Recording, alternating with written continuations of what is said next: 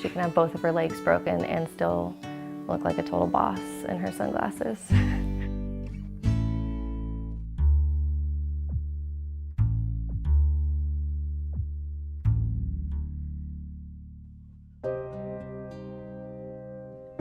Zoe has broken countless bones. We stopped counting because it's pointless. Does it hurt when you break a bone? Yeah. Zoe's condition is osteogenesis imperfecta, which means brittle bones, and it has nothing to do with calcium deficiency, which is the most common suggestion I hear from strangers. Have you tried giving her calcium supplements? You want to give her some milk? Thanks, she's gonna be 7 years old. I haven't tried that. This shade of pink. We were told it was a 1 in 50,000 chance for it to happen to her. She has a mutation in her DNA which causes her OI, and we were told that it was nothing that either of us did or have ever done. Parents Chelsea and Curtis were first told that something was seriously wrong during pregnancy. We were doing a 4D ultrasound, and they were able to see her multiple fractures that were fresh and healing already. She had broken ribs. The arms and the legs were about 6 weeks behind what they should have been. So they told us that she had a really severe condition and that she possibly wouldn't make it until her birthday.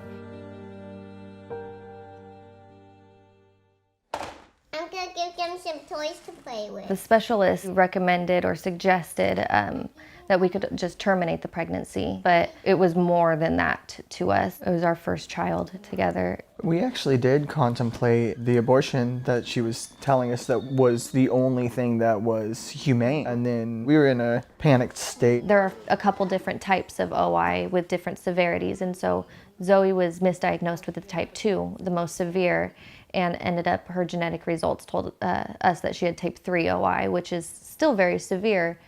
Born in October 2010 with multiple healing fractures, Zoe was in hospital for a week before she was able to come home, and her parents started to adjust to caring for their little girl. When we were changing Zoe's diaper, in the beginning it took 3 of us, one person to lift up her pelvis, one person to slide the diaper in and out, and then another person to hold her arms because babies have a startle reflex. And I was on arms duty. I gave her just a little bit of room. It was a 1/4 inch to a 1/2 inch, and she startled into my hand. It sounded like a broken chicken bone. Her radius and her ulna just snapped. Whoa, feet are ahead of you. Whoa, whoa, whoa, whoa, whoa. Zoe has endured a number of painful surgeries, including one to stop her spine collapsing due to a condition called surgical kyphosis, which would cause internal decapitation. A really interesting series of x-rays and scans for Zoe. Here in the first picture was one of the first scans that we got for her. You can really see that the spinal cord is completely compressed back there. Zoe has been in her neck brace from the time she was diagnosed with her cervical kyphosis at about 2.5 years old, and is still currently in it. Now at 6 years old, things are getting a bit easier for the family. Her being able to tell us, I just broke, or no, you didn't break me, or hold on, please don't move me. Oh, you're using your elbow, good job. It's so much easier. Yeah. It means day and night. Nice job. I got it. That was a really great job. Mm-hmm.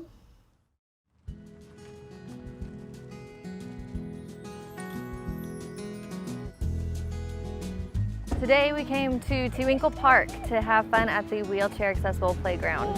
Are you excited? Yeah. It's one of the only ones in Orange County that Zoe's able to play on because the ground is made out of foam instead of wood chips or sand. She, especially this playground, is able to do everything that the other kids are other than run on their feet, but she can race them just as fast in her wheelchair. 3, 2, 1. Whee! Yay! Sometimes I worry about her getting hurt if other kids don't know the extent of her condition. Zoe has a big enough voice where she will tell someone, please don't touch my wheelchair, please don't push my wheelchair, and that's very helpful. We have prescription Valium, prescription hydrocodone, just in case she does fracture, and all of the splinting supplies to do it ourselves. We've had that since she was an infant. We carry it with us in our bag everywhere we go. As well as regular physio to help improve her quality of life, Zoe also has speech therapy. She has a little bit of some structural issues with her mouth. She's working to increase her clarity in her speech and also some of her language, some of her word orders and things like that, so that way she has more clarity when she's speaking and talking to her friends and family. Is Bailey gonna do speech with us today? Yeah. Okay, show me your S. Ooh, you remembered it right away. I like it. Zoe's amazing. She's so fun and she makes everything positive. I see the soup. Yep. What kind of soup? OI does not give you a shortened life expectancy. There's no cure for osteogenesis imperfecta. For now, I'm very grateful that there's at least treatments, because even 20 years ago, there wasn't as many. Despite the challenges she faces, Zoe's parents are confident that her tenacity and charm will guarantee her a bright future. I would not change Zoe. If I could take her OI back, I would never, ever take it back. In the future, I hope that Zoe has just as well of an opportunity as everybody else.